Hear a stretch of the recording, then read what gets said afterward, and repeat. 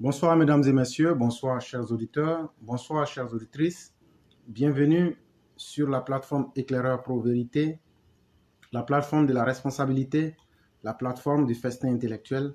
Cette plateforme, où nous aimons à le dire, nous cherchons à vaincre personne. Nous ne cherchons à vaincre personne, mais notre objectif fondamental est de convaincre parce que tout ce qui est convaincu n'a plus besoin d'être vaincu. Et cela, nous croyons fondamentalement que avec les arguments, nous pouvons réussir à apporter un plus à l'humanité. C'est à cet effet que je salue toutes les personnes qui, de partout où elles se trouvent, essayent d'apporter ce message de fraternité et de paix pour essayer d'en arriver à un monde beaucoup plus juste et un monde de fraternité. Aujourd'hui, nous sommes le 1er juillet 2022 et nous aurons 5 sujets fondamentaux, comme vous pouvez déjà l'apercevoir sur le descriptif même de l'émission. La revue de la presse de ce jour sera en réalité une revue de presse du 30 juin et du 1er juillet 2022. Dans la titrologie du jeudi 30 juin 2022, la presse ivoirienne accorde une place de choix à l'actualité politique nationale. L'affaire des coûts du péage de Grand Bassam figure également à la une des journaux. Abidjan, la capitale économique de la Côte d'Ivoire, a enregistré dans la nuit du mercredi 29 au jeudi 30 juin 2022 plus de 170 000 mm de pluie en moins de 12 heures dans plusieurs communes. Le Bélier pointe du doigt la pauvreté entre guillemets comme étant le facteur explicatif qui expose les Ivoiriens aux intempéries et son corollaire de dégâts matériels et humains. Le Jour Plus informe ses lecteurs qu'une femme serait à l'origine du divorce entre Laurent Gbagbo et Charles Blé Goudé. La femme qui a tout gâté, entre guillemets, barre à sa une le dit journal. Il faut savoir que le porte-parole du PPACI, M. Kone Katina Justin, avait produit un communiqué pour informer l'opinion nationale et internationale du voyage de son mentor Laurent Gbagbo en Europe. Dans le cadre privé, avait-il dit, voilà que Laurent Gbagbo rentre à Abidjan sans tambour ni trompette. D'aucuns diront que le fondateur du PPACI est rentré en catimini, la queue entre les jambes. Horreur à Guiglo. Selon Soir Info, une femme ayant surpris son homme à leur domicile en compagnie d'une autre femme a piqué une crise de jalousie. Dans sa fureur, elle saisit un pilon et assomme la tête de son homme. Ce dernier s'écroule, le crâne fendu. La rivale qui était à côté a pris ses jambes à son cou, toute nue. Cette scène, selon Soir Info, s'est déroulée à Guiglo, une ville de l'ouest de la Côte d'Ivoire. Abidjan, le 29 juin 2022, invité à l'Assemblée nationale, le mardi 28 juin 2022, dans le cadre d'un débat sur la flambée des prix de certains produits constatés ces derniers mois, le ministre du Commerce et de l'Industrie, Souleymane Diarra-Souba, tout en admettant la hausse des coûts de certains produits, a indiqué que le gouvernement travaille davantage à renforcer les mesures prises pour lutter contre la vie chère. Après lecture des motivations de l'invitation par le porte-parole du groupe parlementaire PDCI, le ministre en charge du commerce a, avec pédagogie, fait un exposé magistral sur le contexte, les facteurs endogènes et exogènes à la base de la hausse de certains produits de grande consommation. Souleymane Diarra-Souba l'a notamment expliqué par le changement climatique, l'impact de la crise sanitaire due à la COVID-19, à la suite de laquelle est survenue la crise russo-ukrainienne qui influence largement le coût des produits alimentaires, de l'engrais et du pétrole. Face à cette situation d'ordre mondial, le gouvernement ivoirien, selon le ministre, a pris des mesures structurelles en vue de minimiser les conséquences des dites crises sur le quotidien des Ivoiriens. Il est revenu sur les mesures urgentes prises par le gouvernement pour alléger au mieux les charges des populations ivoiriennes. Il s'agit entre autres du plafonnement de prix de certains produits de grande consommation sur une période, la subvention du coût du carburant, le démantèlement des barrages illégaux, l'exonération des droits de douane sur le blé et la subvention accordée aux meuniers pour maintenir les prix des baguettes de pain inchangés. Après plus de 4 heures d'échange avec les représentants du peuple, ceux-ci ont adressé des félicitations au ministre Souleymane Diarra pour la pertinence de ses réponses. Prenant acte de la transversalité de la question de la lutte contre la vie chère, ils ont exprimé le souhait de voir les autres ministres concernés se soumettre au même exercice. Le président de l'Assemblée nationale, Adama Bictogo, leur a assuré que les 10 ministres seront les prochains invités de l'institution. Dans la titrologie de ce vendredi 1er juillet 2022, les dégâts causés par les pluies diluviennes et inondations font l'actualité. Le quotidien Le Réveil titre à cet effet: Ouattara, impuissant face aux inondations. Certains quartiers de la ville d'Abidjan sont sous les eaux. C'est le cas de Trècheville qui a été le quartier le plus touché dans la journée du jeudi 30 juin 2022, même si de gros drames ont aussi endeuillé le plateau. Plusieurs rues de cette commune étaient inondées par les pluies diluviennes qui s'abattent sur la capitale économique ces derniers jours. Un triste bilan de ces inondations fait état de 2 enfants tués au plateau et 64 blessés. La situation est de plus en plus inquiétante, d'autant plus que cette galère pourrait perdurer encore quelques jours, voire quelques semaines. Ce sujet marque donc l'actualité, même si d'autres sujets émergents font l'actualité du jour. À la une du journal Le Mandat, une affaire de détournement fait l'actualité. Détournement de 7 milliards de francs CFA de Bédié à Daoukro. Voici toute la vérité, marque à sa page cette source. Dans l'autre volet de la titrologie, on peut lire « Apaisement du front social, signature d'une nouvelle trêve ». L'intelligent d'Abidjan évoque la réception du président de l'Assemblée nationale de la Côte d'Ivoire par le chef de l'État sénégalais. Adama Bictogo reçu par Macky Sall. La source rapporte également le propos du Premier ministre Patrick Hachi qui estime que l'accord signé avec les organisations de la société civile n'est ni un renoncement, encore moins un chèque en blanc. L'autre fait marquant de la titrologie est que le régisseur de la MACA a été jeté en prison. Il paye ainsi l'évasion du baron de la drogue. C'était tout pour la titrologie. Nous passons au sujet numéro 2. Quand le laxisme de l'État gangrène l'administration ivoirienne. L'administration ivoirienne, depuis quelques années, n'est pas ce qu'elle était selon de nombreux usagers. De nombreux problèmes l'assaillent, mais également des décisions incompréhensibles rendent difficile son fonctionnement et plombent son efficacité. Petit 1. L'administration ivoirienne dans tous ses états. Il y a quelque temps, le secrétaire général d'un syndicat du ministère du Tourisme montait au créneau et dénonçait un fait qui tend à se généraliser.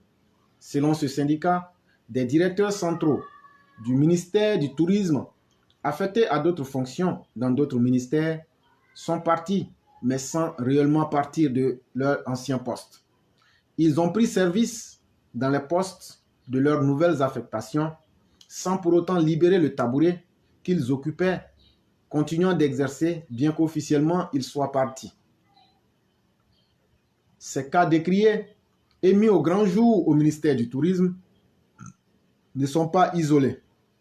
Dans de nombreux ministères, des directeurs et des sous-directeurs sont partagés entre leurs anciennes fonctions et les nouvelles qu'ils ont reçues.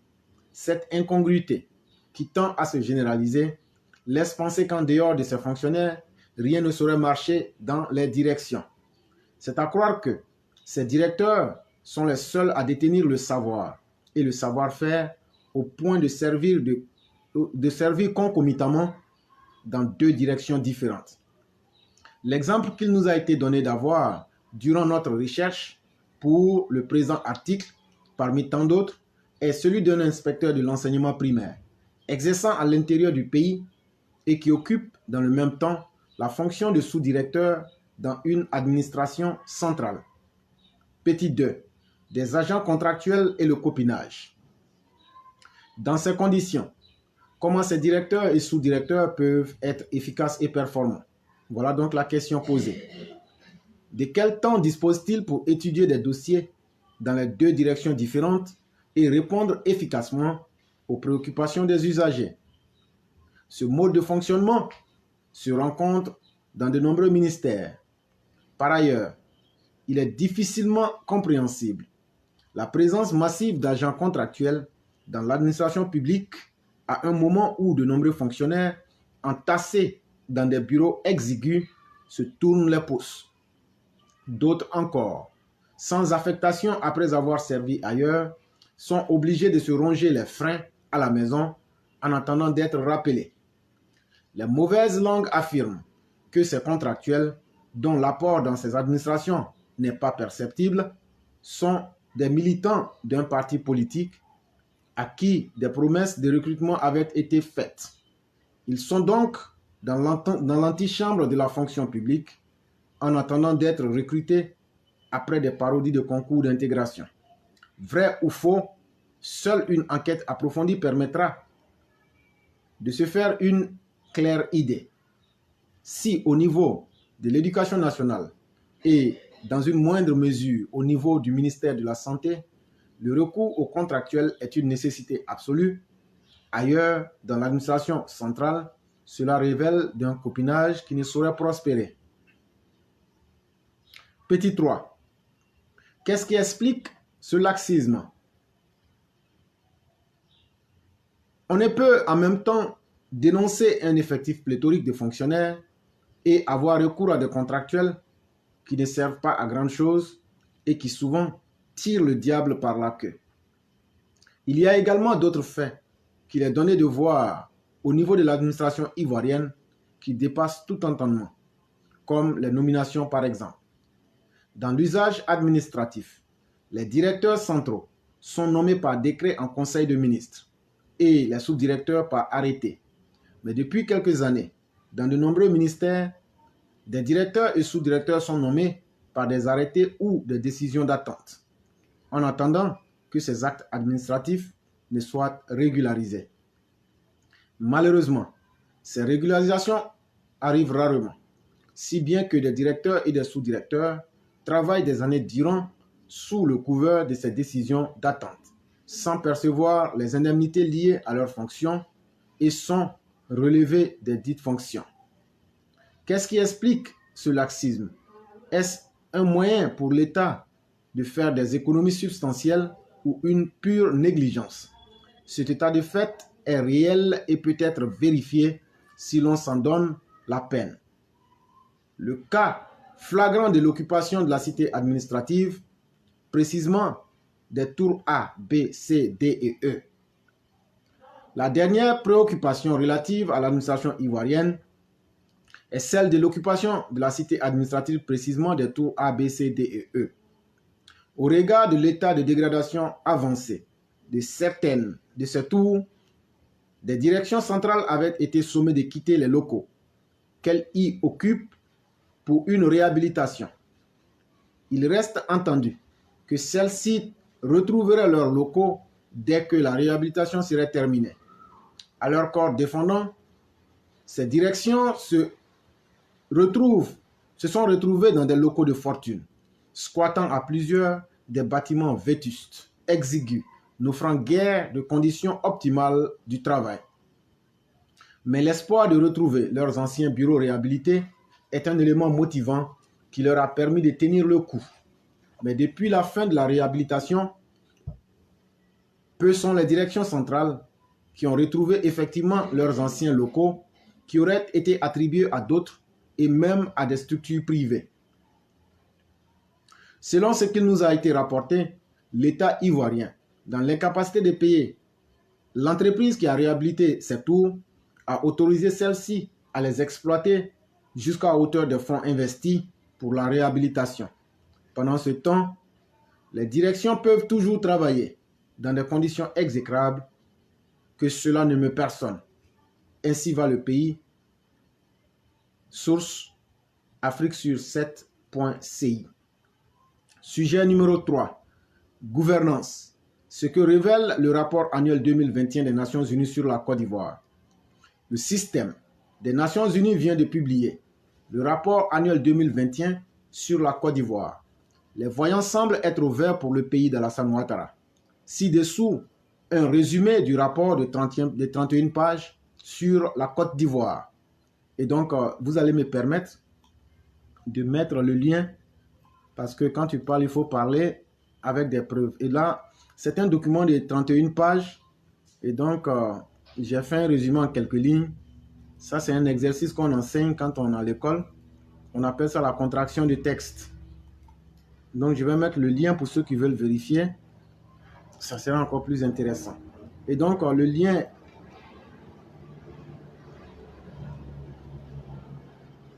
Voilà. Le lien étant mis, vous pouvez bien l'observer. Et donc, comme je le dis toujours, il n'y a pas de monde parfait puisque nous ne sommes pas dans un monde parfait. Les grandes institutions ne produisent jamais un document sans faire suivre ce document-là de recommandations. Et donc, c'est très important. Et donc, le résumé que je fais là, c'est seulement un résumé de 31 pages. Et voici le résumé pour ceux qui ne pourront pas lire ce document. Avec 28 millions d'habitants pour 322 462 km² et un taux de croissance démographique de 2,5%, la Côte d'Ivoire se distingue par la robustesse de sa croissance économique. Le taux de croissance se situerait à 6% en 2021, après la contraction de l'activité économique à 2% en 2020, en lien avec les mesures de riposte adoptées pour faire face à la pandémie de la COVID-19, ainsi qu'aux répercussions de cette crise sanitaire sur les relations avec les partenaires extérieurs, eux aussi affectés. Le taux d'inflation en Côte d'Ivoire est projeté à 2,5% en 2021, après s'être établi à 2,4% en 2020. Le déficit budgétaire se maintiendrait à 5,6% en 2021, tandis que le stock de la dette par rapport au PIB est prévu à 49,4% en 2021 contre 47,7% en 2020. Petit 1. Le contexte politique et sécuritaire de la Côte d'Ivoire en 2021. La Côte d'Ivoire a réalisé des progrès appréciables en matière de gouvernance globale en obtenant un score de 53,9 et la 18e position sur 54 pays sur la base de l'indice de la gouvernance de Mo Ibrahim en 2019, contre un score de 44,9% et la 33e position en 2010. Et donc, à l'époque de Babola, la Côte d'Ivoire était 33e en termes de bonne gouvernance, selon Mo Ibrahim. Mais regardez, le président Ouattara nous a fait quitter de la 33e position pour nous mettre à la 18e position avec 53,9% en 2021. Sur le plan politique, l'année 2021 a été marquée par l'organisation d'élections législatives globalement calmes et inclusives avec la participation de la quasi-totalité des partis politiques de l'opposition, alors que la majorité des formations de l'opposition avaient boycotté l'élection présidentielle d'octobre 2020. Le processus de réconciliation nationale a été relancé après ces élections, avec le retour de plusieurs figures politiques exilées, la libération de dizaines de prisonniers, le rapatriement volontaire de près de 80% des réfugiés ivoiriens. Sur le plan sécuritaire, la Côte d'Ivoire a enregistré dans la région du Nord-Est plusieurs attaques en 2021 dans les localités de Kafolo, Teini et Toubo. Petit 2. Contexte sanitaire environnemental de la Côte d'Ivoire en 2021. La situation sanitaire a été marquée par la poursuite de la pandémie de manière moins intense, grâce notamment aux progrès réalisés en termes de vaccination, avec plus de 2,1 millions de personnes complètement vaccinées, c'est-à-dire ceux ayant reçu les 2 doses, au 28 décembre 2021. Classé 144e sur 178 pays, selon l'indice de vulnérabilité au changement climatique de la Banque mondiale, la Côte d'Ivoire apparaît comme un des pays les plus particulièrement vulnérables quand il s'agit de l'impact climatique. Cette situation se caractérise par le réchauffement des températures, le changement du régime des pluies, le changement bioclimatique affectant l'océan Atlantique, l'assèchement des terres cultivables, la dégradation des forêts au rythme d'environ 200 000 hectares par an et une vitesse d'érosion côtière de 1 à 3 mètres par an. Et donc, mesdames et messieurs, c'était le résumé des 31 pages que nous avons offertes. Je vous dis merci. Nous passons à l'avant-dernier sujet qui a pour titre Gbagbo et ses divisions. En 1935, lorsque le Français Pierre Laval demanda au dirigeant soviétique Staline de respecter la liberté religieuse dans son pays, qu'on appelait alors l'Union des républiques soviétiques socialistes, en abrégé URSS, ce dernier demanda le pape combien de divisions. Il voulait dire par là que militairement, le Vatican, dirigé par le pape, ne représentait absolument rien et n'avait pas à le redouter. Et si l'on posait aujourd'hui la même question à Laurent Gbagbo, quelle serait donc sa réponse? Disons 3 divisions, mais pas dans le même sens que Staline. Il y a eu d'abord sa division, actée, avant même qu'il ne retourne au pays avec Pascal Affi-N'Guessan, son ancien Premier ministre et président de son parti, le Front populaire ivoirien. Il semble qu'Affi-N'Guessan ait commis le crime de lèse-majesté, de lui demander de lui laisser le poste de premier vice-président du FPI pendant que lui, Laurent Gbagbo, en serait le président. Je crois que la réponse fut à peu près des mots de ce genre. Tu es qui, toi, pour exiger d'être le premier vice-président de mon parti que j'ai créé moi seul? Ce que Affi-N'Guessan n'aurait pas du tout digéré. Et Laurent Gbagbo, de son côté, aurait pris la mouche. Ce qui l'aurait poussé à aller créer un nouveau parti en laissant, dit-il, l'enveloppe vide à Affi-N'Guessan. Il semble que l'enveloppe vide soit plutôt aujourd'hui entre les mains de Laurent Gbagbo lui-même, comme nous le verrons plus loin. Il y eut ensuite la division avec sa femme Simone, qui même si le mari ne veut pas le reconnaître, demeure son épouse légale jusqu'à ce que le divorce ou la mort les sépare. Qu'une petite femme entre guillemets existe ou pas, il semble que cette division-là ait existé bien avant la fin de leur pouvoir, puisque lorsqu'ils furent arrêtés le 11 avril 2011, la seule requête que Laurent Gbagbo formula envers ses geôliers fut de ne pas être emprisonné dans le même lieu que son épouse Simone, ce qui témoigne de l'état de leurs amours. Et, nous dit-on, le conseil qu'il donna à Guillaume Soro, son ancien Premier ministre, fut: dans la vie, il faut savoir choisir sa femme. Ce qui était une manière très claire d'avouer qu'il reconnaissait avoir fait un mauvais choix en épousant Simone et Yves et qu'il le regrettait amèrement. D'ailleurs, lorsqu'il remit les pieds à Abidjan 10 ans plus tard, il fit clairement comprendre à Simone et Yves, dès l'aéroport, qu'il ne voulait plus la voir, en peinture ou même en photo. Et pour que les choses soient très claires, puisque Simone et Yves ne semblaient pas les comprendre, il annonça qu'il avait demandé le divorce et ne se gêna plus pour exhiber sa petite femme, entre guillemets, qui d'ailleurs ne se cachait plus. Et puis, il quitta aussi l'église du Réveil où Simone et Yves l'avaient entraîné des années auparavant pour revenir chez les catholiques. Enfin, la dernière division est celle d'avec Blé Goudé, qui semble, elle aussi, avoir été entérinée lorsque les deux hommes se trouvaient à La Haye et qu'ils s'apprêtaient à rentrer au pays. Il semble que le crime de Blé Goudé soit d'avoir annoncé qu'il transformait son mouvement, le COJEP, en parti politique et qu'il ne lui déplairait pas de postuler au poste de président de la République de la Côte d'Ivoire. Or, Laurent Gbagbo n'aime pas ça. En vérité, il n'aime pas ça du tout. Il a trop peur de la concurrence. Il n'aime pas que quelqu'un, surtout proche de lui, cherche à devenir calife à la place du calife que lui serait. C'est comme chez son nouveau partenaire que vous connaissez tous. Ainsi donc, à force de diviser son ancien FPI, Laurent Gbagbo s'est retrouvé avec un nouveau parti, le Parti des peuples africains, section de la Côte d'Ivoire, qui ressemble furieusement à une enveloppe complètement vide ou à un bébé mort-né.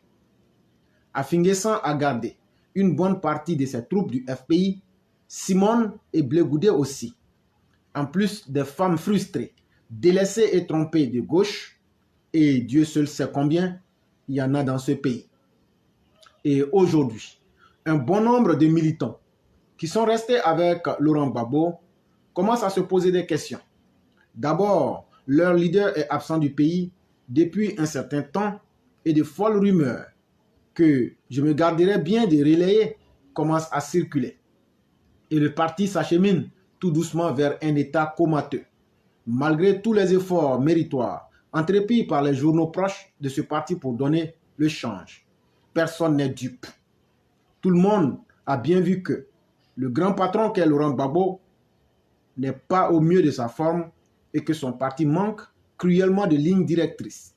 Lors de son lancement, Laurent Gbagbo avait bien réussi à faire rire le public, mais cela ne constitue pas un programme d'un parti qui cherche à conquérir le pouvoir d'État. Et lorsque ce parti s'allie au PDCI, dont on peut difficilement dire que ses dirigeants sont de première jeunesse, les militants lucides du PPACI ont très vite compris qu'ils se sont engagés dans une impasse. C'est un article de Venance Conan paru dans Fraternité Matin le 30 juin 2022. Sujet numéro 5, qui est le dernier, l'estime de soi. C'est un texte de notre mère, Madame Blanc. Nous savons ce que nous sommes, mais nous ignorons ce que nous pourrions être.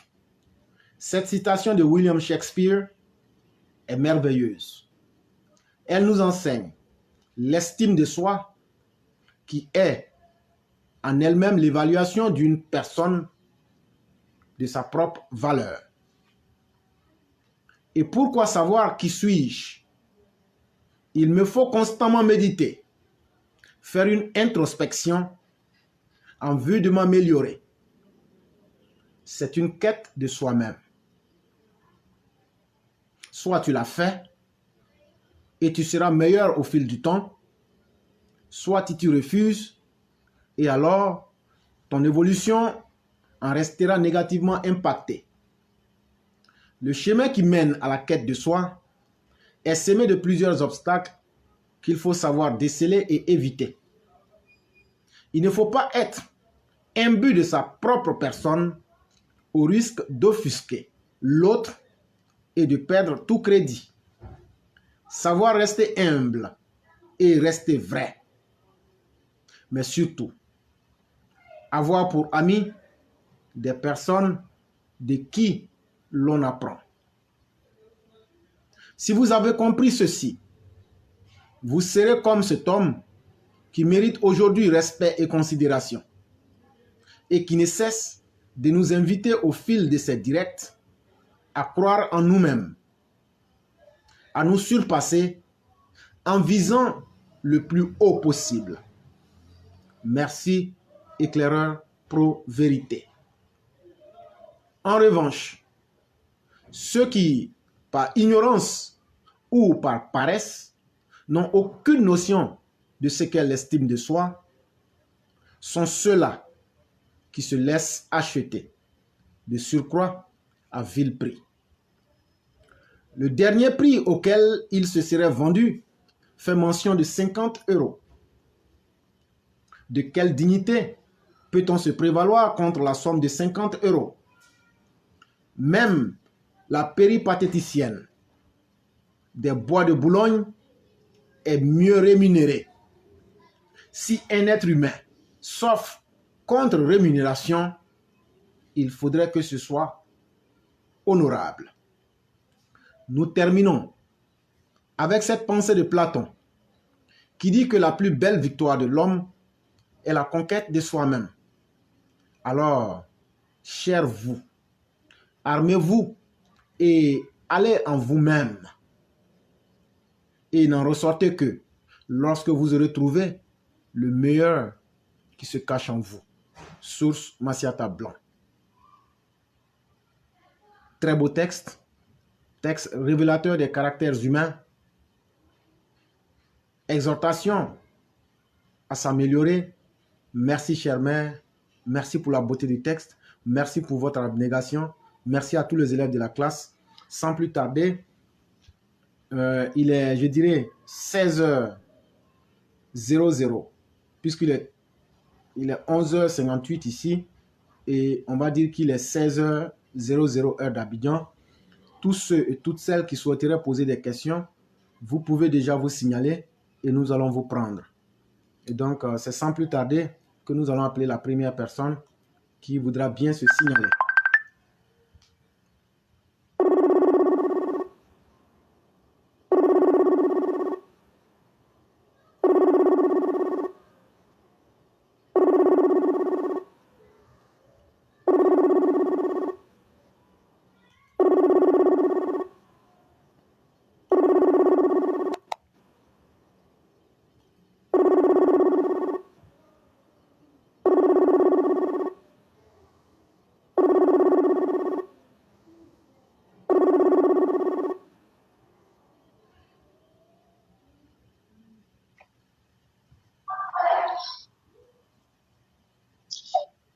Allô? Oui, bonsoir Adolphis, comment allez-vous? Bonsoir, grand maître, je vais très bien. Et vous? Oui, par la grâce de Dieu, tout va très bien. Comme disait l'autre, nous sommes dans le meilleur des mondes possible. Ok, donc rendons grâce à celui qui a voulu que nous soyons. Effectivement. Et merci d'être de notre encore Voilà. une fois de plus. Et vous avez la parole. C'est un plaisir pour moi. Merci bien, grand maître. Merci infiniment. Ok. Alors, merci vraiment pour cette présentation. Merci à Mère Blanc pour son édito merci, qui vraiment, encore une fois de plus, conscientise chacun de nous. Et je pense que nous allons évoluer dans le même esprit. Et chers followers épris de justice et de paix, dans une harmonie des cœurs et des esprits, soyez les bienvenus sur cette prestigieuse plateforme du festin intellectuel des EPV. Et sous la bienveillance de son grand maître, le très respecté, éclaireur pour vérité, l'inflexible et l'incontournable.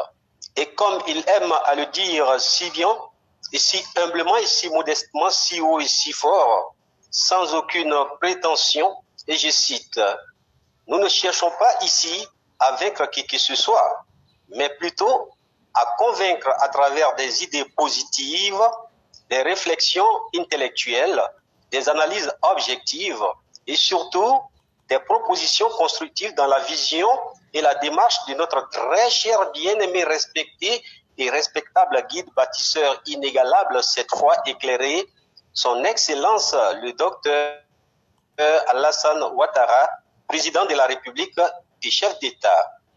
Chers followers aimables, et vous êtes dans cette rubrique le regard d'office du jour intitulé Le monde dans le rationnel, ou je dirais le rationnel dans le monde, car nous devons ensemble.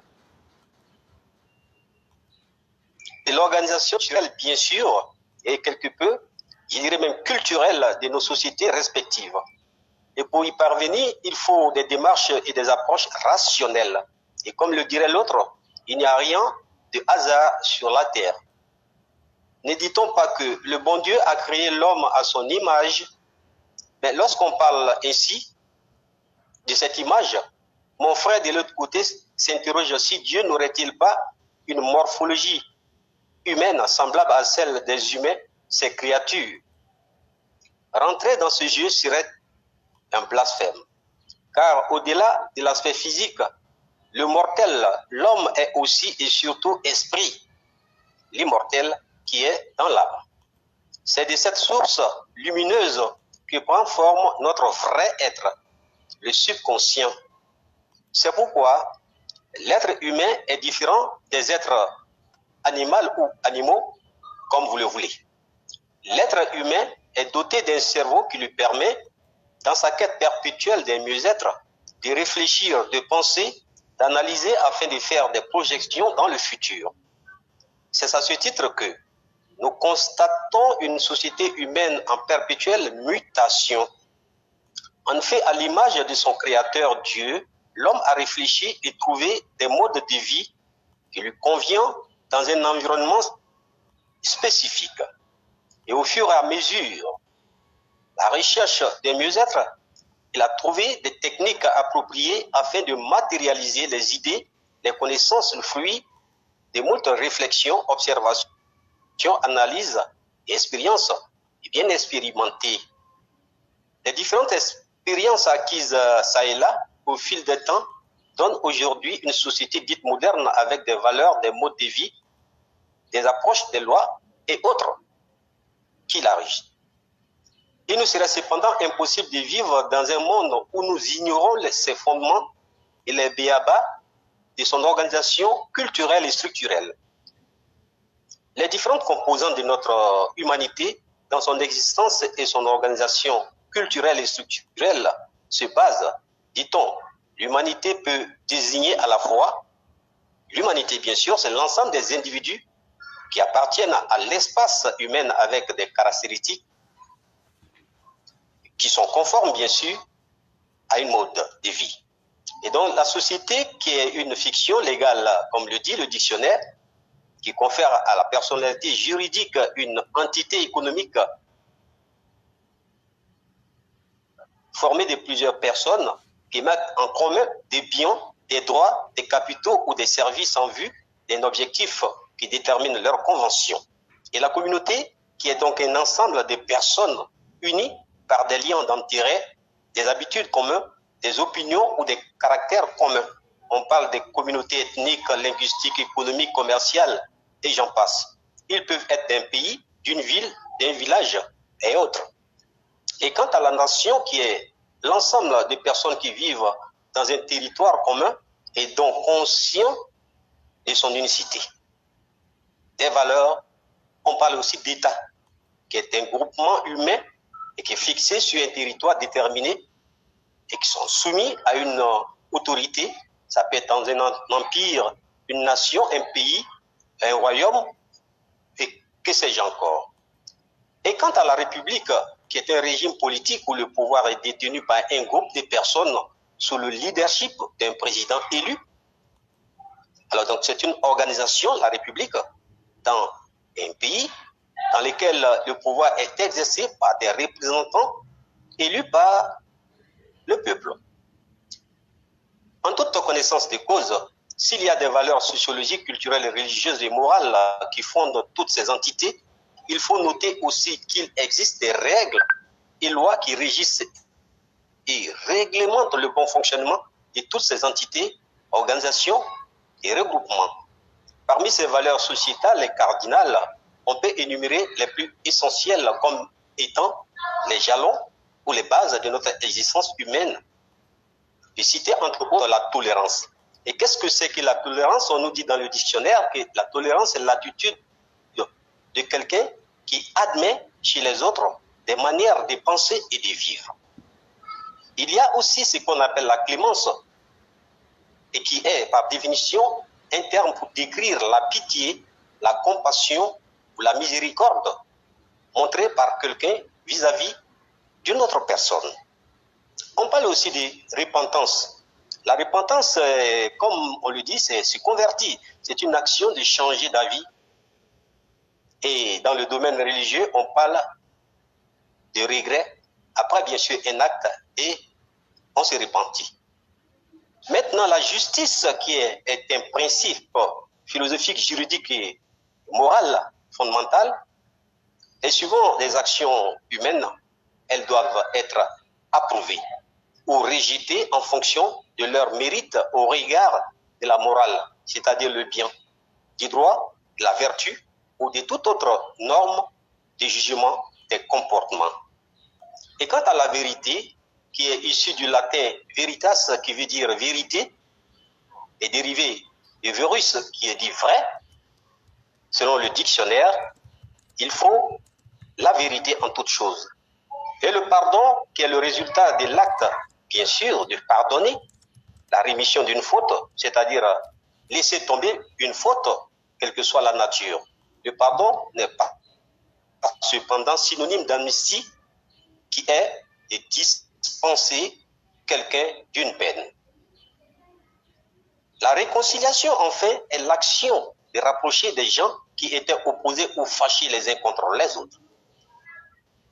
Au sein d'un État comme la nôtre, qui est une république, la justice se veut le ciment qui doit permettre aux citoyens d'être égaux en droit et en devoir. En effet, la justice, c'est un ensemble d'institutions. Il y a la politique, il y a les tribunaux, et ensuite il y a la prison, et que sais-je autre.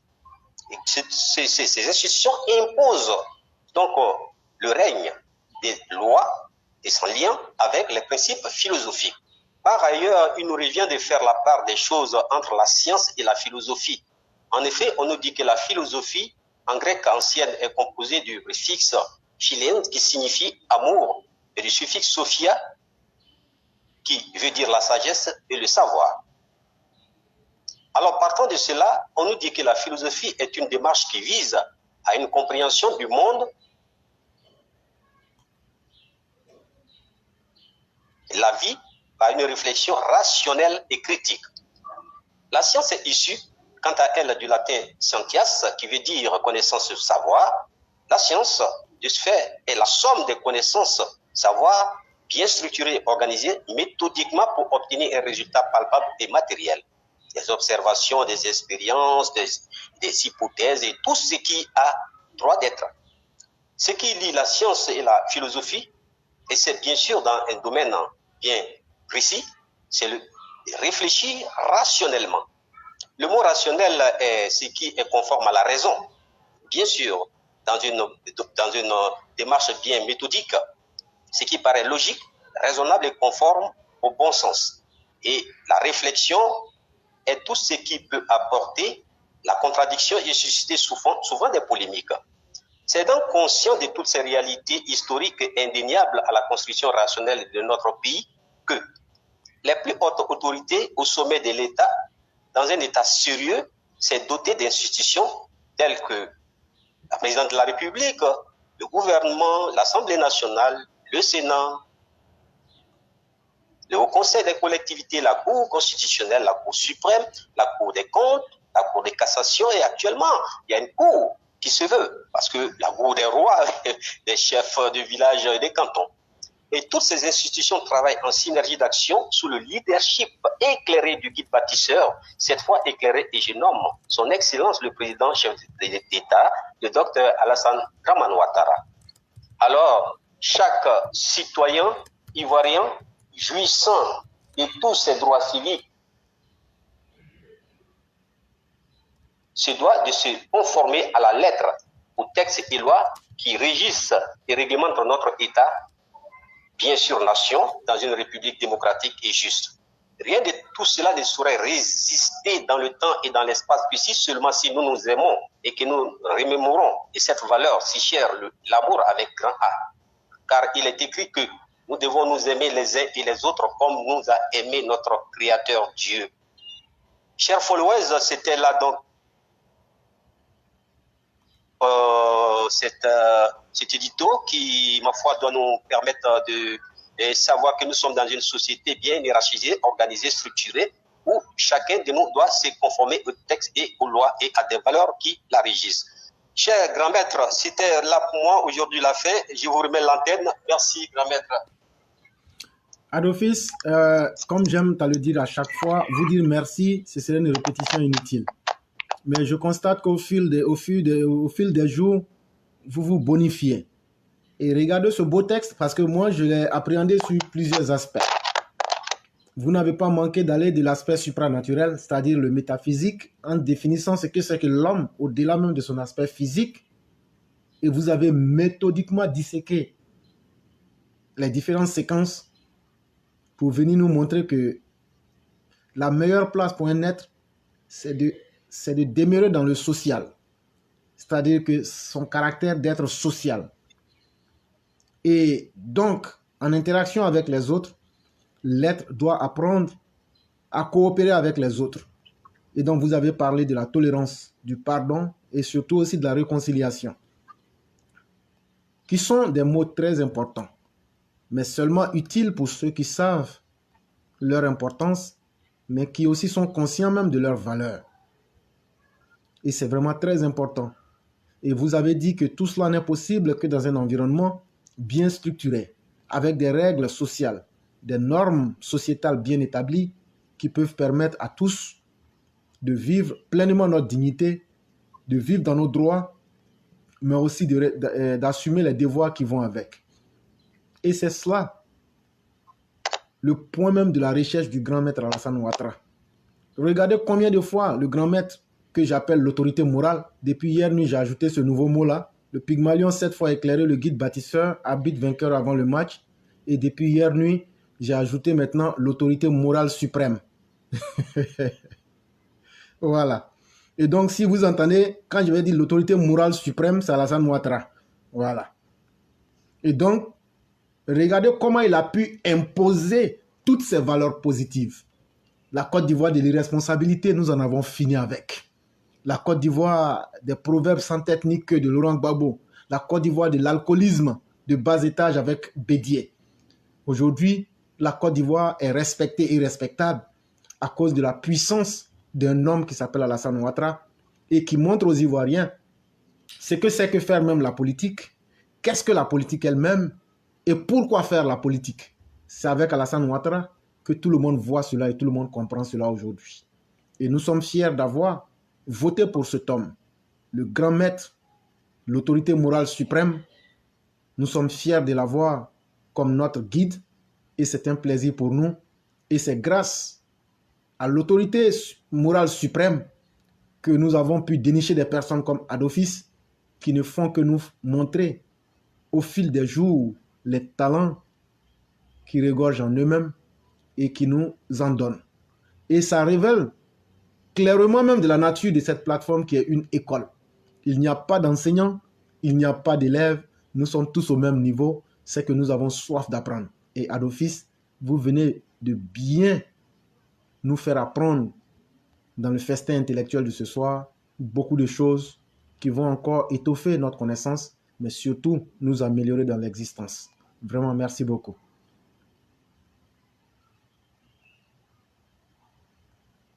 Allô?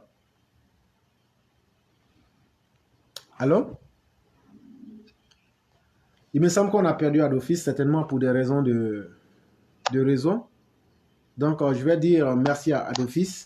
Je disais que vraiment, s'il y a un remerciement, et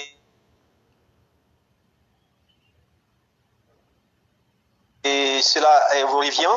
Et puisque moi, je suis personnellement très content. Je suis content, je me sens fier d'appartenir à la classe avec à sa tête un grand monsieur comme toi, qui a vraiment cette capacité de comprendre tout de suite les propos de quelqu'un, le message que la personne a envie de donner, et d'en faire un résumé qui est très objectif, qui est très explicite à l'entendement des autres.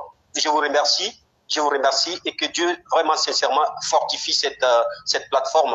Et merci pour tout, merci pour tout. Merci beaucoup Adofis et que la grâce de Dieu demeure en chacun de nous.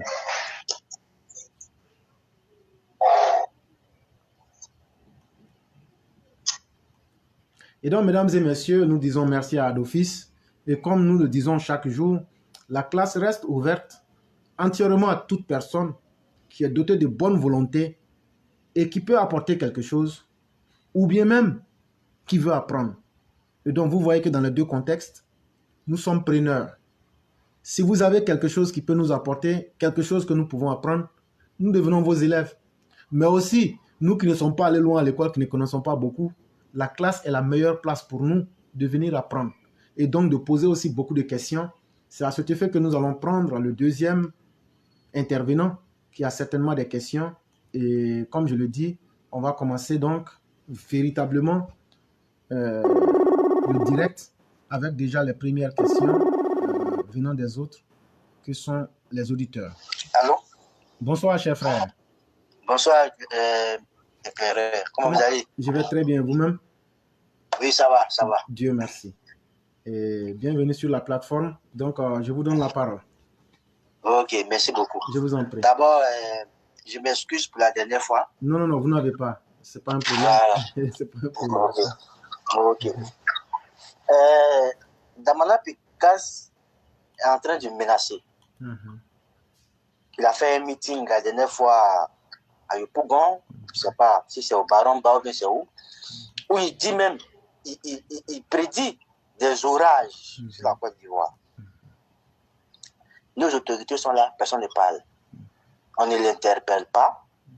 Quand je dis interpeller, pas forcément le mettre en prison, mais lui faire comprendre de ne pas tenir ses journées de discours. Il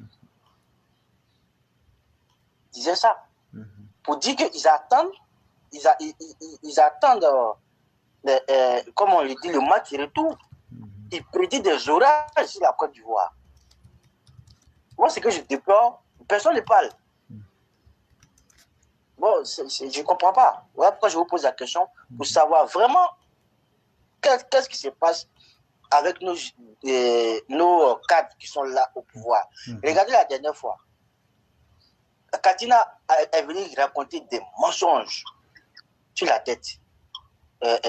Sur la dette en Côte d'Ivoire. Personne ne parle. Si ce n'est peut-être si la cérémonie de l'adhésion de M. Chui n'avait pas eu lieu, peut-être que personne n'allait parler. Et c'est dans cette cérémonie que M. Touré Mamadou, le ministre Touré Mamadou, a donné une petite réponse. Mais moi, je ne comprends pas. Parce que à force de répéter, et c'est Babo qui le disait, à force de répéter plusieurs fois un mensonge, ça devient la vérité. Ils sont en train de mettre dans la tête de nos populations que le président Hassan Ouattara est en train d'endetter la Côte d'Ivoire, que les futures générations vont souffrir. Et personne ne parle. Je ne sais pas, ça c'est bon, je sais pas, j'essaie d'aller dans tous les sens. C'est pas véritablement une question, mais qu'est-ce que vous en pensez? Ok. Vous savez, la meilleure réponse qu'on peut donner à quelqu'un, est-ce que vous vous souvenez de cette vidéo de Soro Guillaume où il disait que le FPI est une école d'endoctrinement et de désinformation? Est-ce que vous vous souvenez de cette vidéo? Exactement. Voilà. Cette réponse seule suffit. Parce que quelqu'un qui est là à l'école du mensonge, quand il vient vous dire que dans l'école du mensonge, là, voilà ce qu'on apprend là, il n'y a pas meilleur témoignage. Mes chers frères, au regard de l'environnement actuel, je vais vous dire quelque chose, il faut bien écouter.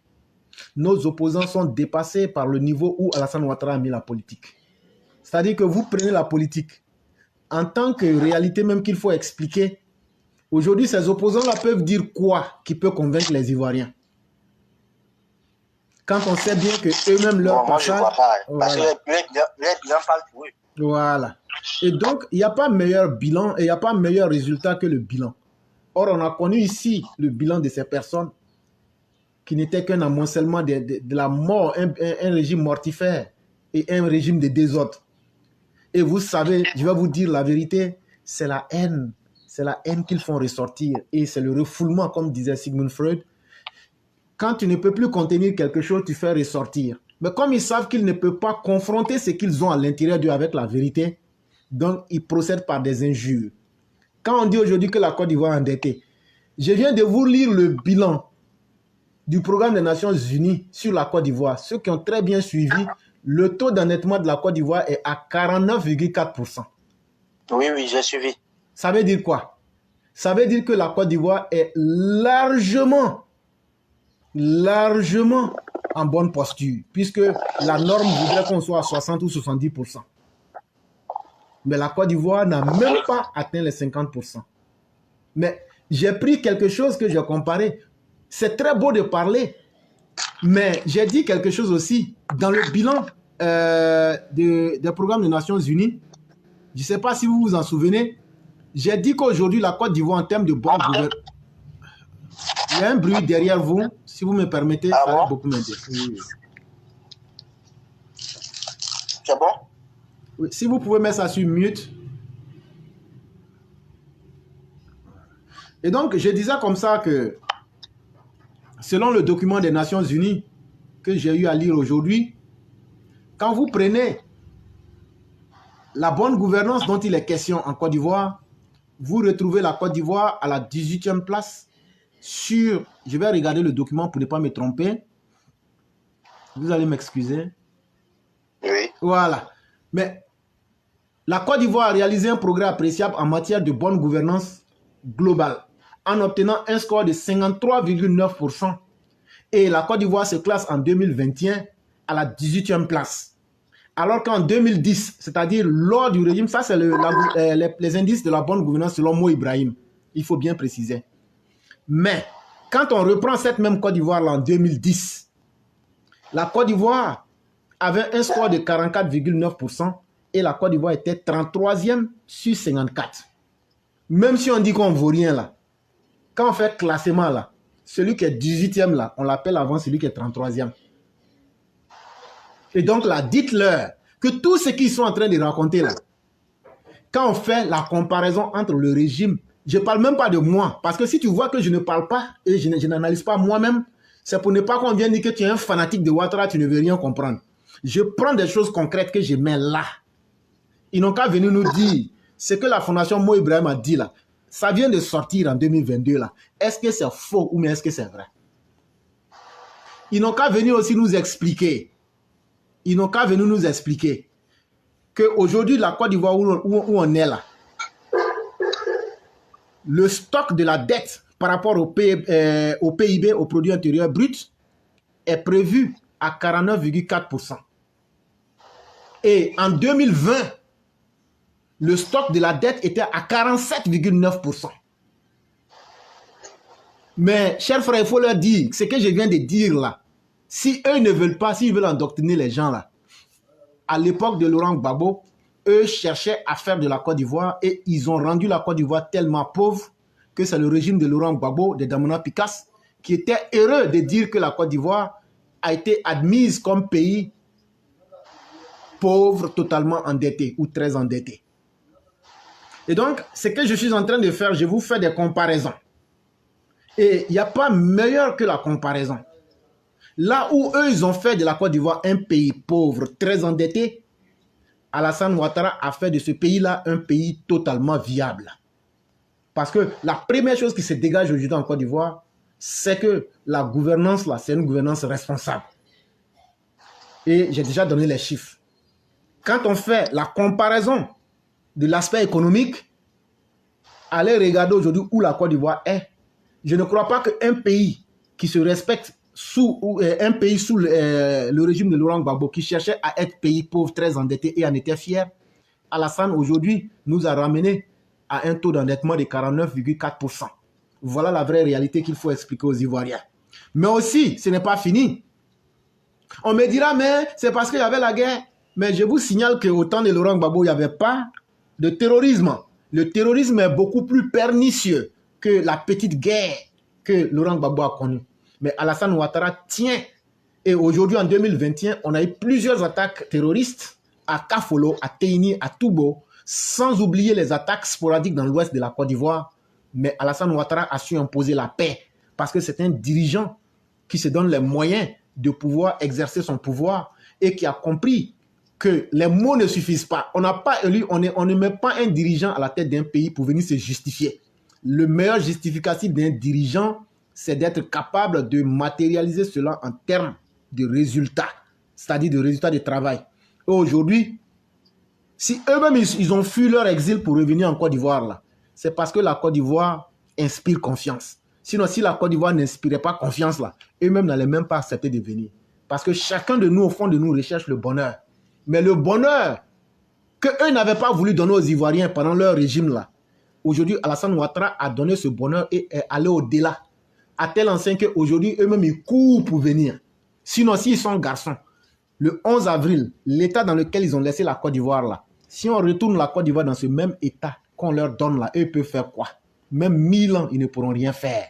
Il faut Alassane Ouattara pour pouvoir arriver à cela. C'est très important. Et donc, sur ce terrain-là, n'essayez pas de discuter avec eux. Ce que j'ai dit là, il faut couper, tu leur dis ça là. C'est quelqu'un qui a dit, il s'appelle éclaireur pro-vérité. Est-ce que c'est faux ou mais c'est vrai? S'il te dit c'est vrai là, tu lui dis bon, il n'y a plus de parole. Et puis il faut leur rappeler aussi que la Côte d'Ivoire est devenue tellement fiable et tellement intéressante que lorsque Les Camerounais ont humilié les Ivoiriens. C'est les réalisations d'Alassane Ouattara que eux, les Gors et les inconséquents de Damana Picasse, et leur groupe, les incapables, ce sont les réalisations de Ouattara qu'ils ont pris pour vanter la Côte d'Ivoire. Et ça veut dire qu'ils reconnaissent réellement que Ouattara a travaillé et c'est ça le plus important. Maintenant, quant à menacer les gens, ça dépend, c'est ce que je dis toujours, il y a l'incohérence même du régime en place. Et c'est ce que l'on a dit. Ces gens-là, tant qu'ils ne vont pas passer par la justice, et Adolphus en a parlé, où il a fait une subtilité entre le pardon, entre la justice et la réconciliation. Et il a bien pris le soin de clarifier que le pardon un pardon qui pousse à l'irresponsabilité n'est pas utile. Il n'a pas dit clairement, mais pour ceux qui comprennent bien, ça veut dire quoi? Ça veut dire toi, tu es là. Moi, je viens, par exemple, je t'ai fait du mal. Et puis toi, tu me pardonnes. C'est une très bonne chose, cher frère. Mais plus tu me pardonnes, plus moi, j'arrive à comprendre que c'est parce que toi, tu ne vaux rien et puis je fais pire que ça. Est-ce que si tu me pardonnes, c'est bon? Non. Et effectivement, c'est dans ce cas-là que la Côte d'Ivoire se trouve. Les gens comme les Laurent Gbagbo, les Damana Picasse et autres, pensent que eux sont plus ivoiriens que les autres. Pensent que eux sont tellement ivoiriens que personne ne peut les toucher. Et c'est là, nous, on avait dit au régime d'Abidjan, là, touchez-les en les mettant en prison. Touchez-les en les mettant devant leurs responsabilités. Touchez-les en les mettant... Parce que c'est qu'on dit toujours là. Si le régime en place ne le fait pas, voilà les conséquences. Ces mêmes personnes utilisent ça comme une faiblesse de l'État, utilisent ça comme une faiblesse des populations et maintenant se mettent dans une posture de narguer les populations. Mais si le régime d'Alassane Ouattara ne fait pas attention, un jour là, les gens ne pourront plus parce qu'ils insultent, ils font n'importe quoi, ils menacent. Mais si en Côte d'Ivoire, chaque matin, tout le monde devait se lever pour dire n'importe quoi à l'autre, ça devient quoi?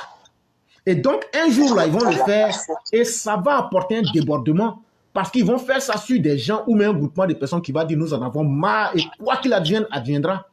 Et le sang va se verser. Et si le sang se verse, c'est la faute du régime d'Alassane Ouattara. Parce qu'ils n'interpellent pas ces individus violents dans leurs actions. Ils leur ont pardonné leurs inconséquences en leur accordant le bénéfice du doute. Mais tout le monde voit très bien que ces personnes-là sont dans leur inconscience et veulent l'imposer en règle philosophique. Mes chers frères, ils peuvent dire ce qu'ils ont à dire. Ce match retour qu'ils veulent là, nous tous on la souhaite. Parce qu'on sait qui a tué, qui a formé des escadrons de la mort, qui a appelé les Angolais pour tuer en Côte d'Ivoire, qui a appelé les Libériens pour causer des massacres dans toute la Côte d'Ivoire, qui a appelé les Sud-Africains pour massacrer les Ivoiriens, qui a été un régime de criminels, nous le savons tous.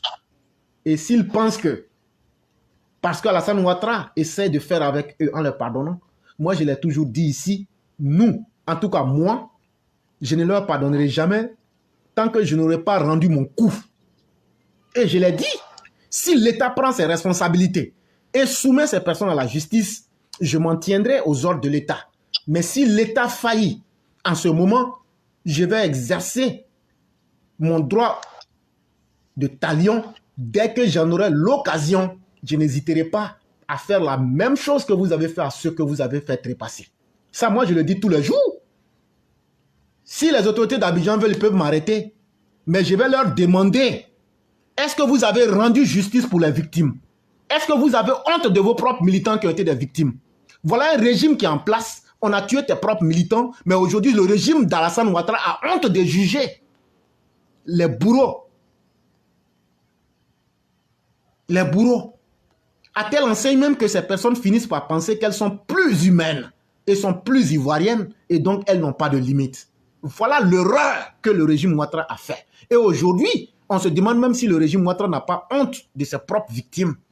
Et dans le même temps, les victimes même se retrouvent dans une position où elles se pensent trahies par le régime d'Alassane Ouattara. Parce que faire la justice, on n'aurait pas blâmé Alassane Ouattara pour cela. Mais ne pas le faire, on blâmerait le régime pour cela. C'est ce que je peux dire. Et donc, tant que le régime ne va pas avoir une attitude claire pour confronter ces gens en face de la justice, tout ce qu'on est en train de dire, réconciliation, tout ça, frère, c'est de gros mensonges. Dès qu'on a l'occasion, on rendra notre coup. C'est ce que je peux dire. Ouais, c'est bon, c'est pas ma deuxième question, mais je vais faire une petite brèche. Mais est-ce que c'est pas pour baisser les tensions, peut-être que le président fait ça? Oui. Moi, en tout cas, je suis d'accord avec ce que vous dites, hein, parce qu'on les libère à chaque fois, ben, ils reprennent la même chose. Oui, mais Moi, c'est 2025 cet exemple-là que je t'ai donné. Vous voyez, dans la jurisprudence, on n'est pas les mêmes choses. Il y a des gens, quand ils font du mal, quand tu leur conseilles, ils comprennent. Il y a des gens, quand ils font du mal, tu leur conseilles, ils ne comprennent pas. Il faut les sanctionner. Mais quand tu les sanctionnes, ils comprennent. Mais il y a des gens là, quand ils font du mal, tu leur conseilles, tu les sanctionnes, ils ne comprennent pas. À ceux-là, il n'y a qu'une option. Il faut leur faire subir les conséquences de ce qu'ils font en direct. C'est ce qu'on appelle le talion. Et nous sommes en face de personnes qui ne veulent pas se réformer moralement et qui ne veulent pas savoir qu'ils ont fait du mal à des êtres humains. Pour eux là, eux n'ont jamais rien fait de mal. Ils ne reconnaissent même pas l'humanité de ceux à qui ils ont fait du mal. Que ces personnes-là soient vivantes ou pas. Eux pensent que c'est eux seuls que Dieu a créés sur la terre et que eux là, ils ont tous les droits. En face de tels individus, il n'y a que du tic au tac. Et donc tout ce que vous allez dire, moi en tout cas selon moi, tant qu'on ne va pas pousser ces gens dans leur retranchement avec la loi ou bien avec la rigueur même de la réalité, le poids du réel, ces personnes ne vont pas prendre conscience. Mais Dieu merci, comme quand il y a l'orage, la pluie tombe sur tout le monde, que Damana Picasse sache que dès qu'il y aura orage là, lui, son Laurent Gbagbo et tout là, cette fois-ci, ils n'auront pas le temps de quitter pour aller au Ghana. On va les massacrer comme de la manière dont ils ont massacré nos parents. Il faut qu'on leur dise ça clairement maintenant. Il faut que les populations arrêtent de se faire endormir. Je le dis bien, vous qui avez été les victimes, on a en face de nous des gens, des tyrans, des despotes, des gens dangereux qui sont prêts à commettre le mal et à tuer les populations.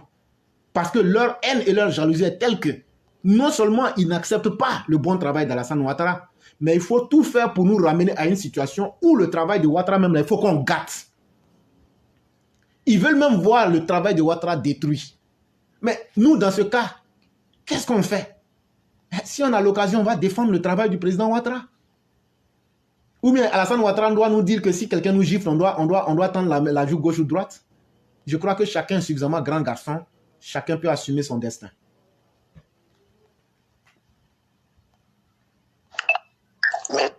Merci, professeur. Il n'y a pas de problème. Vous avez d'autres questions? Ma deuxième et dernière question. Bon, je ne sais pas si c'est une question à vous de voir. J'ai appris, je ne sais pas si c'est vrai, ou après je dis que peut-être que ça n'est pas pertinent. J'ai appris qu'il y aura une rencontre entre le président Alassane Ouattara et Laurent Gbagbo et Bédié. Je ne sais pas si c'est Jeune Afrique qui a parlé de ça. Bon, d'autres parlent que c'est pour solder le contentieux. Je cite le thème. Solder tous les contentieux politiques qu'il y a eu. Qu'au début, le président Alassane Ouattara était réticent, mais maintenant il a donné son avis. Est-ce qu'une telle rencontre, qu'est-ce que ça va apporter à Côte d'Ivoire? Parce qu'on en a vu plein sous Gbagbo. On appelle ça la rencontre des trois grands.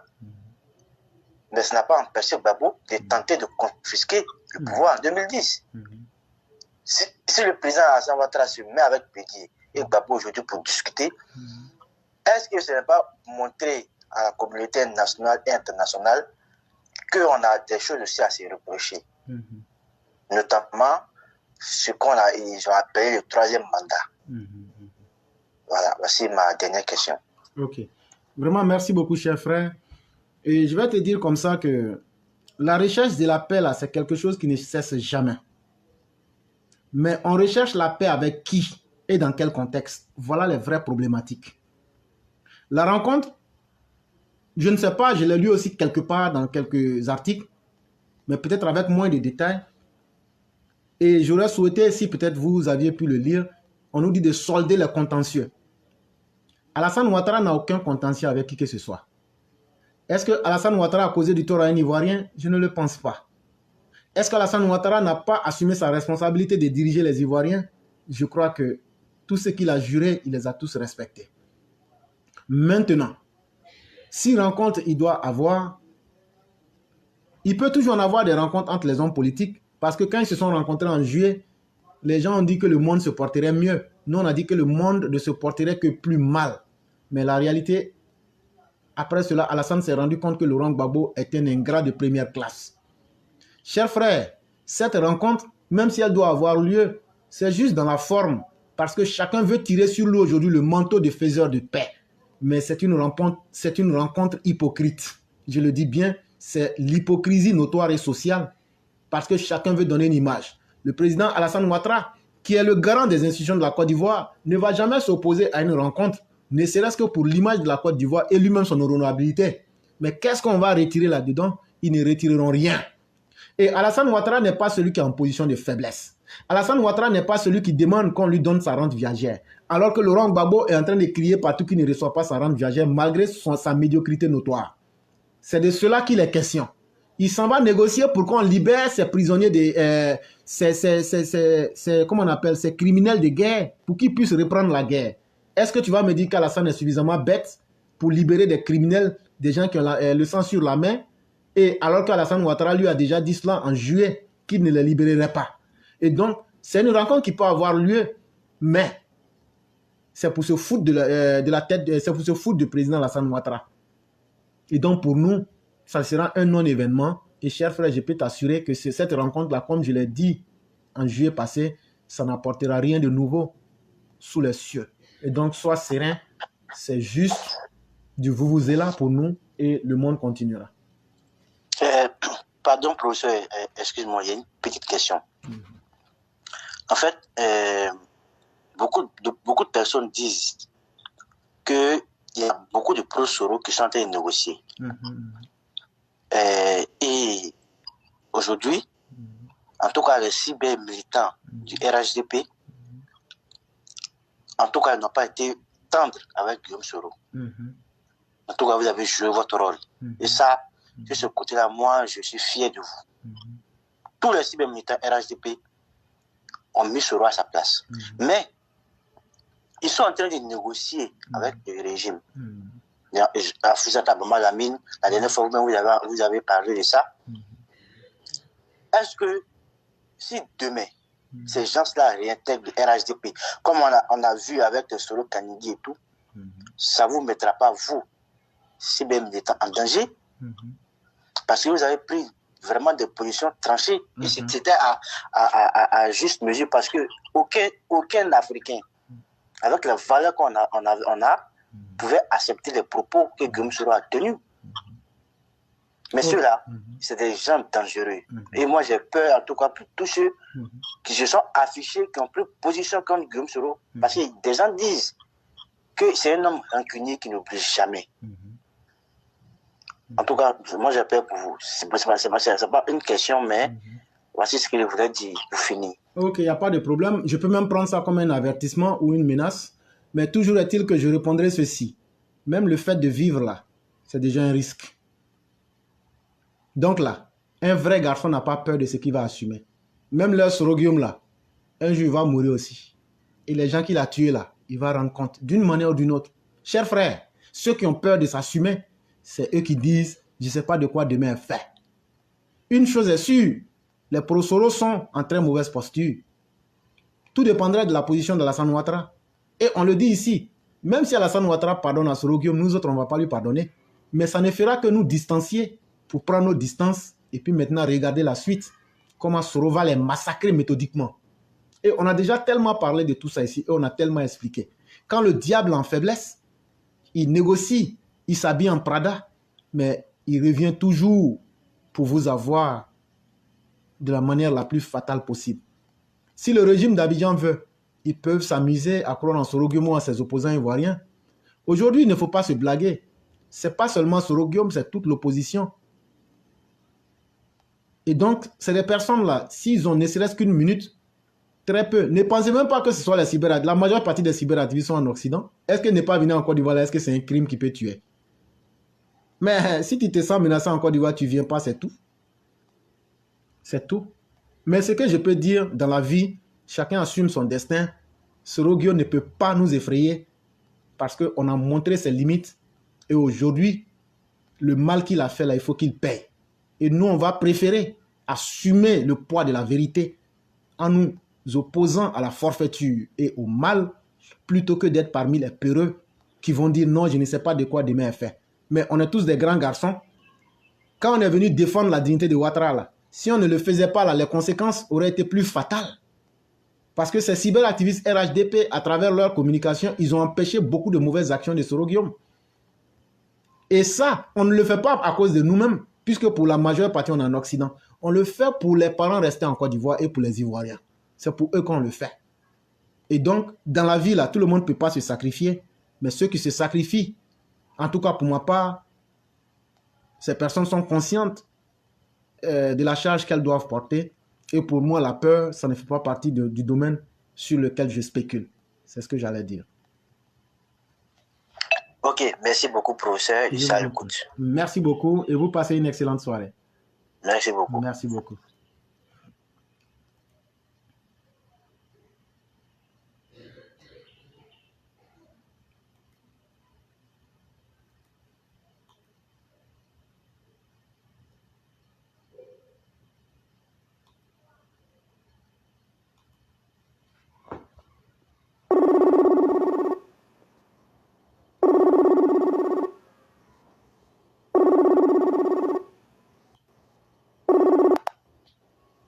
Allô? Oui, allô? Oui, bonsoir, cher frère. Comment ça va? Oui, je vais très bien. Dieu merci, ça va. Comment vous allez? Oui, je vais très bien. Vous-même? Ah, ça va. Dieu merci. Que Dieu nous protège. Excusez-moi encore pour le bruit, je suis encore au boulot. Ok. Tout le bruit dérange, je suis vraiment désolé. Ok. Oui, c'est le son qui est un peu faible en fait. Je ne sais pas si vous êtes sur l'écouteur ou bien sur peut-être écouteur. Oui, il y a mon Bluetooth qui est connecté avec le téléphone. Bon, là, ça nous fatigue un peu. D'accord. Si peut-être vous enlevez le Bluetooth et vous parlez directement au téléphone, ça sera encore plus facile. D'accord, d'accord. C'est ce que je vais faire. Il n'y a pas de problème.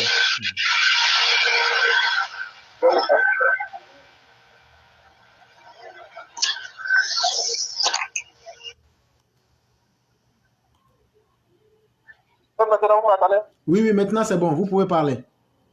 Ok. Ok. Bonsoir, monsieur le Leclerc. Bonsoir à toute la classe. Donc, ce soir, je voulais intervenir et puis faire quelques doléances. Des doléances vraiment personnelles. Mais pour commencer d'abord, je voulais saluer toute la classe, toutes les mamans et tous les élèves de la classe. Bon, ma première doléance est que la question que j'ai posée hier, et puis le printemps a donné une réponse concernant le, comment on appelle là, quelle communauté, combien de personnes sont une communauté de base? C'est 25 personnes. Oui, oui. Donc, après cela, j'aimerais demander à monsieur le printemps, le roi du printemps, s'il a le temps, un jour dans son intervention, s'il pouvait vraiment nous éclaircir plus mieux comment est formée une communauté de base jusqu'à comment tu peux faire pour devenir député, comment ça se passe, quoi. Au niveau du militant, jusqu'à comment les choix des candidatures se font dans les partis tout. Vraiment, s'il pouvait nous éclaircir sur ce point un jour dans son intervention, vraiment, ça allait me faire plaisir. Parce qu'il y a beaucoup parmi nous qui se disent que bon, on est militant, on ne sait même pas qu'est-ce que ça veut dire au juste. Et comment les choses sont organisées au niveau d'un parti, tout. Donc, s'il pouvait vraiment faire cela un jour, ça allait vraiment me faire plaisir. Ça, c'était ma première doléance. Bon, maintenant, je voulais intervenir aussi concernant, j'ai vu une vidéo aujourd'hui sur, comment on appelle, sur les ordures qui sont à Bobo. Donc, sur ce plan, monsieur Leclerc, mon intervention sur ce point est que le président n'a rien à voir dans cette histoire. Ce n'est pas seulement au niveau d'Abobo, c'est au niveau de toute la Côte d'Ivoire. Et ça même, c'est une habitude pour nous les Africains, en fait. Monsieur Leclerc, c'est-à-dire, l'Africain préfère vivre parmi les ordures que de vivre hors des ordures. Monsieur Leclerc, vous arrivez à Abidjan, dans n'importe quel quartier d'Abidjan, les gens sont assis au bord des caniveaux, ils sentent, ils mangent, les poubelles sont à côté d'eux, ils ne jettent pas les ordures dans les poubelles. Tous les caniveaux sont remplis de bidons, de sachets d'eau. Tous les caniveaux. Or, nuit et jour, il y a des points où on jette les ordures et puis les véhicules de poubelle là viennent prendre les ordures à n'importe quel moment. Souvent même ils font ça la nuit quand tout le monde est couché. Mais la population laisse ces endroits, ils n'attachent pas les ordures dans les endroits où on doit attacher les ordures. Ils jettent dans les caniveaux qui bouchent tous les caniveaux. Quand il y a une pluie, monsieur Leclerc, tous ces bidons, tous ces sachets, où ils vont? Donc c'est tout ça qui provoque les inondations. Le président a quoi avoir dans cette histoire pour dire non, le président doit venir faire temps, il doit venir. Ça, c'est pas le rôle du président. Le président ne te dit pas non, il faut manger et puis tu vas jeter les autres dans les caniveaux. Donc lui, il vit chez lui là-bas, donc il ne veut pas venir quand même nous organiser comme on doit vivre au moins où nous vivons. Donc je trouve ça, c'est pas du tout normal. Et puis, sur ce point, monsieur Leclerc, je voulais faire une proposition. Si vraiment on veut arrêter, on veut que cette histoire de l'organisation de poubelles finisse une bonne fois pour toutes. Monsieur Leclerc, ma proposition était, c'est-à-dire les policiers, quand on envoie en formation, les jeunes hommes qui vont en formation, monsieur Leclerc, une partie de leur formation, on doit les prendre pour venir vider ces poubelles en fait. Et quand ils finissent ça, c'est les mêmes policiers-là qui sont ménagés avec la population même prend ces poubelles-là jetées, ils sont présents, ils ne disent rien.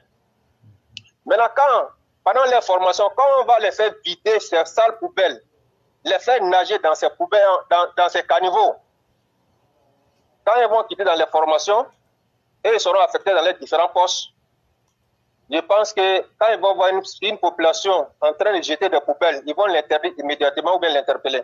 Donc, monsieur Leclerc, ça ne pourra jamais changer. Parce que nous, les Africains, malgré le développement, monsieur Leclerc, c'est comme si tu faisais quelque chose pour pouvoir sortir de l'eau, tu es en train de vider, il ne sait pas comment expliquer en fait. Je comprends très bien. Je comprends très bien. C'est ce qu'on appelle les forces anti-progrès. On cherche toujours à aller dans le mal. Merci. Merci. Monsieur Leclerc, il y a beaucoup de personnes à Abidjan qui n'ont même pas le droit de vivre à Abidjan parce que le développement, ils sont hors développement en fait. Le développement n'est pas à leur niveau. Donc, je ne sais pas. Moi-même qui vous parle, j'ai des parents qui vivent à Bobo.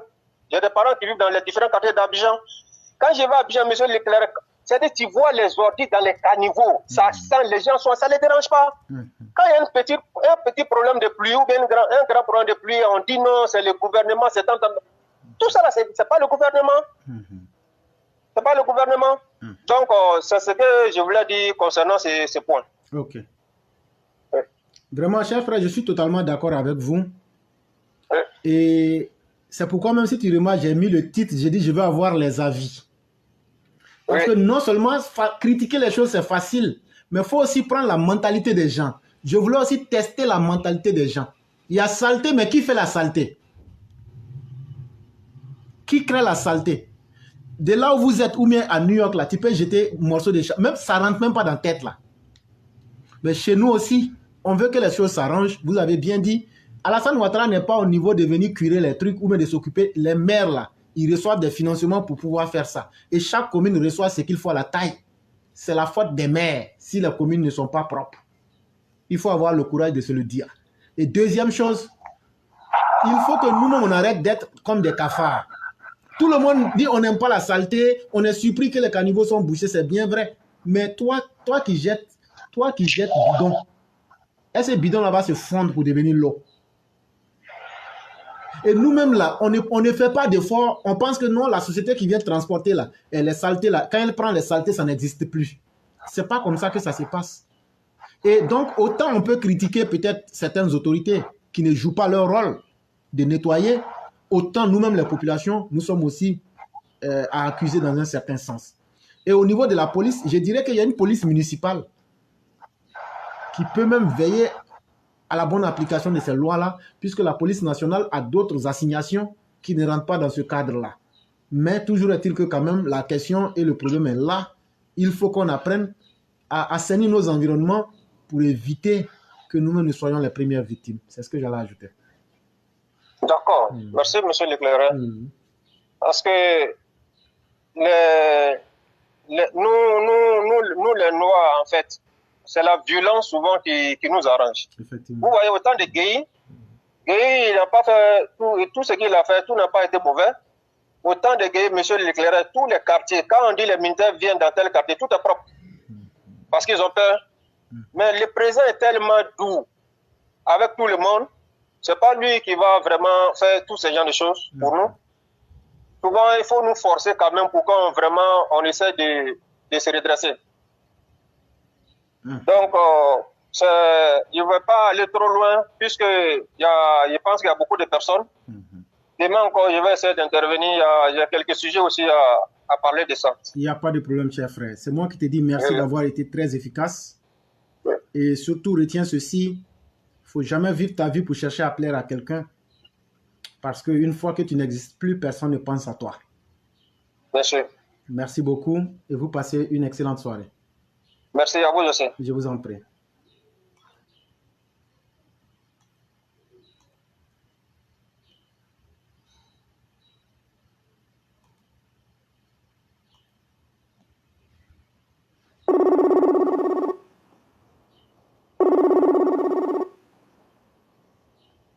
Allô? Allô? Bonsoir, cher frère. Comment allez-vous? Bonsoir, monsieur le clerc. Oui, comment ça va? Je vais très bien. Et chez vous? Oui, ça va. Je sens ça par votre voix et ça, c'est très bien. Oui, je suis en pleine forme. Je suis en pleine forme. Je suis à l'image du pays. Dieu merci. L'image du président. Tu es en plein chantier. Ouais. Que Dieu veille sur nous. Amen, amen. Ce pouvoir-là, on doit gérer ça pour gérer le pays. Effectivement. Pour mettre les Ivoiriens au pas. Effectivement. Voilà. Moi, j'ai une seule question seulement à poser. Il n'y a pas de problème. Et puis à développer en même temps.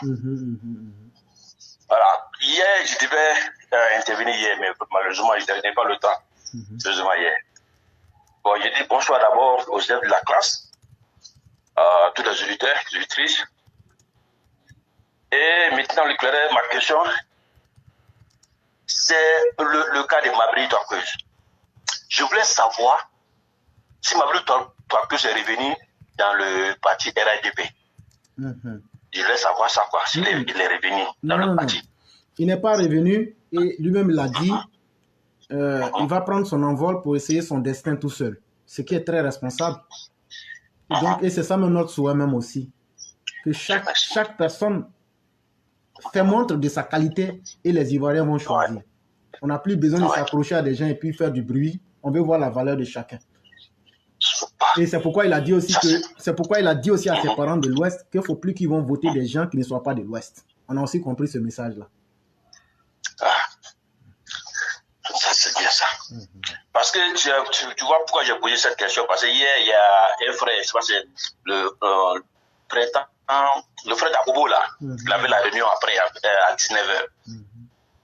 Il avait dit qu'il y avait des personnes qui étaient venues au nom du UDPCI, qu'on doit donner ce parti, le candidat au parti du UDPCI. Je peux rapidement répondre à la question. En réalité, ceux qui le font, ce sont des affabulateurs.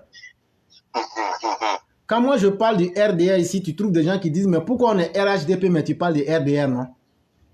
Ouais. Si en 2018 le RHDP est devenu un parti là, est-ce qu'on doit parler de RDR, UDPC ou même de quoi que ce soit? Non. Mais si tu vois que maintenant, c'est des gens qui disent, soi-disant que c'est la direction qui les envoie, le directoire, c'est du mensonge. Parce que le directoire n'a envoyé personne. Le seul langage que Kafana a tenu et que le président lui a dit de faire, c'est de laisser les militants voter les personnes de leur choix. Mais on a constaté qu'il y a des gens qui sont des forces anti-progrès. Comme ils savent qu'ils n'ont pas d'arguments, ils sont en train de mentir pour nous dire qu'il y a des forces qu'on appelle Arc-en-Ciel, il y a des forces qu'on appelle MFA, il y a des forces qu'on appelle PDCI. Dans RHDP là, c'est RHDP simple ou pas. Parce que ce que vous avez dit qu'il ne faut pas, non, on va dire là. Pourquoi c'est ça que vous utilisez aujourd'hui pour dire? Donc, c'est là que tu comprends que ce sont des coupeurs de route qui s'adonnent à ce jeu-là et on ne va pas l'accepter. C'est ce que j'allais dire. Ok, vraiment, merci beaucoup. Et puis, tu viens de me donner une information vraiment, et cette information-là, ça pèse sur ma région, ça pèse sur le Wali. Ce problème de Mabri-Touakeuse là, je le connais. Ce problème de Mabri-Touakeuse, ça pèse sur le Wali. À cause de Mabri-Touakeuse, le Wali là, depuis nous, on n'est pas encore né sous préfecture. Jusqu'aujourd'hui, même chose là, rien n'a changé à cause de ces mêmes problèmes de haine, de jalousie. Et là aujourd'hui, la dernière fois, ils ont fait des erreurs. Mabri-Touakeuse n'a pas de poids, rien. Au lieu de suivre ceux qui ont du poids pour faire avancer la région, non, on est Yacouba, on va aider Yacouba. Pourtant, même celui-là, là-bas, il n'est pas trop supporté, on connaît dans les informations. Et à cause de ce même côté-là, le Goualé arrêta. Je vais lancer un appel à mes parents de Logoualé là. Si vous êtes sur la plateforme là, pardonnez, laissez faire des Mabri-Touakeuse. Suivez le président Alassane pour développer le Goualé. Il y a longtemps, le Goualé est toujours sous préfecture. On n'avance même pas. C'est toujours la même chose. Les autres avant, c'est là Bangolo qui est à côté. Bangolo, malgré ils ont fait combat contre les rebelles. On était là-bas. Mais Bangolo est revenu encore sur plateforme. Et ils sont encore devant le Wali. Ça me fait mal éclairer. Mes parents Yacouba, vraiment de l'Ouali. Je précise très bien. Mes parents Yacouba de l'Ouali. L'Ouali, essayez de voir. Levez-vous. Levez-vous, pardonnez, laissez faire des... Cela, c'est mon parent. On a vu ici, qui est venu, qui a fait quoi? Il n'a rien fait pour le Wali. Tant qu'il n'a rien fait pour le Wali. Rien. Vraiment. Mes parents, pardonnez, faites évoluer un peu le Wali. Voilà, laissez un peu des Touakeuses là. On a un champion qui est là. Le champion est là. Tu veux ou tu veux pas, il est champion, il est fort. Il a un canet, un grand canet. Levez-vous. Le gars là, mettez ça à côté. Ouais, laissez le gars à côté, levez-vous. Faites la délégation pour aller voir le président. Il va penser à l'Ouali. Parce que ce préfecture là, il y a longtemps. Depuis on n'est pas encore né, toujours ce préfecture. Même chose là, rien n'a changé. À cause de vos politiques. Vraiment, le collège, c'est ce que je vais dire ce soir là. Pour dire un peu à mes parents, quoi. Vraiment, je remercie ce plateforme. Vraiment, merci. Et beaucoup. je te donne longue vie. Amen. Parce que grâce à toi, nous on arrive à s'exprimer. Parce qu'après ça, j'essaie de discuter avec mes parents aussi, les jeunes de l'Ouali là. Souvent, on discute. Souvent, ils posent la question, mais toi, ton gars là, on le voit pas. Il dit, mais je ne comprends pas, hein. C'est ça aussi l'Afrique. C'est pas ça, on n'a pas besoin de ça. On le voit, moi, c'est pas un problème. Moi, c'est qui est dans ta tête là. C'est ça, moi, je veux. C'est ça qui m'anime. Quand il parle là, ce qu'il dit là, c'est ça qui m'anime. Voilà pourquoi j'aime le monsieur. Et puis, je l'écoute chaque soir. Donc, c'est que je vais dire, monsieur Leclerc. Et je suis à l'écoute. Merci beaucoup, cher frère. Merci pour l'efficacité. Oui. Merci d'avoir parlé au nom de nos frères de Logoualé. Nous, on va continuer le combat. Parce qu'en réalité, personne n'a vu Dieu, mais on l'adore tous. Et donc, on ne regarde pas Dieu pour l'adorer. Mais souvent, la vraie présence, c'est celle-là même qui change des vies. Et c'est à travers la parole et l'intelligence et puis les idées. Et aujourd'hui, tout le monde peut se rendre en Côte d'Ivoire. Cette plateforme-là, ce qu'elle vaut et ce qu'elle apporte, c'est ce qui est le plus important. Et je l'ai toujours dit, nous sommes un cercle de réflexion. On donne plusieurs types d'informations à nos dirigeants. Souvent, c'est des informations même qui peuvent mettre en danger notre vie. Donc là, on ne peut pas être bête pour nous montrer comme ça à n'importe qui. Mais nous, on est fiers de ce qu'on a fait parce qu'en arrière-plan, quand des parents nous appellent et nous disent « Ah, le corbillard qui était rempli d'armes, l'on a arrêté à partir de l'Ouest ivoirien. » Nous, on est fiers de cela parce qu'on a sauvé des vies. Et donc, chers frères, merci. Surtout, continuons à parler à nos parents pour qu'ils essayent de voir la vérité. On ne va pas obliger quelqu'un. Mais quand ils vont écouter, ils vont faire la différence entre le vrai et le faux. Ça va leur permettre de se libérer eux-mêmes et de ne plus être victimes des personnes voraces et des personnes malhonnêtes. Vraiment, merci beaucoup. Merci aussi. Et je vous remercie. Il n'y a pas de problème. Ciao. Pas de problème. Bye.